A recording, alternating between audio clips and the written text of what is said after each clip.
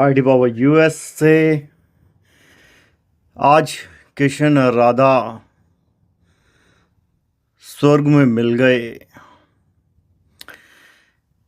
किशन ने देखा तो उसकी आंख से आंसू निकलने लगे।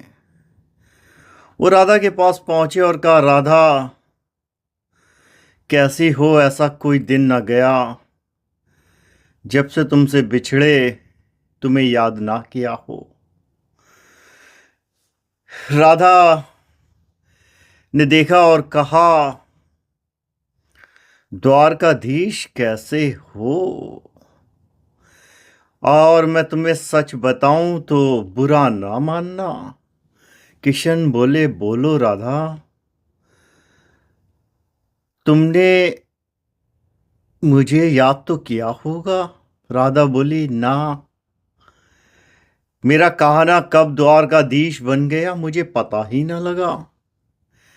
तुम जो एक उंगली पे सुदर्शन घुमाते थे, लोगों को बचाते थे, तुम तो कहाँ रक्तपात में चले गए। तुम्हें यह दिखाई नहीं दिया जो कुरुक्षेत्र में हुआ। तुमने तो सेना अपनी पूरी मिटवा दी। तुम जानते थे उस युद्ध का परिणाम, नहीं जानते थे क्या?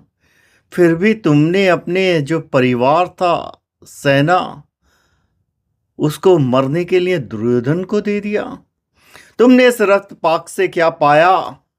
मैं तो उस कहना को जानती थी जिसकी उंगलियां 10 बांसुरी पे होती थी, जिसकी बांसुरी की धुन पर मैं अपनी सुध-बुध खो बैठती थी। तुमने सुदर्शन क्या चलाया? तुम तो बांसुरी ही चलाना भूल गए।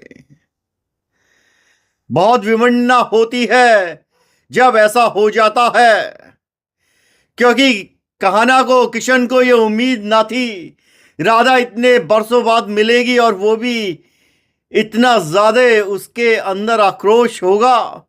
राधा बोली, मैं करूं तो क्या करूं? प्रेम तो मैंने जिससे किया वो तो प्रेम बदल करने गया लायक रे रहा ही कान्हा। नहीं। आज तक युद्ध से किसी ने क्या जीता है जो तुम जीतोगे? किशन वहां सुन रहे थे, राधा बोलती चली गई। होता यह है, जब सच्चा प्रेम होता है, इंसान प्रेम से कब नफरत में चला जाए और सब कुछ बदल जाता है। तो इसलिए यहां जो राधा का संवाद हो रहा है कहना से द्वारकाधीश, उसका कहने का भी तात्पर्य यही है कि अब तुम वो मेरे किशन भी तो उसी से हो ही होती है नहीं जिससे प्रेम जिसे होता है। मैंने राधा भी प्रेम यही किया कर रही था। है।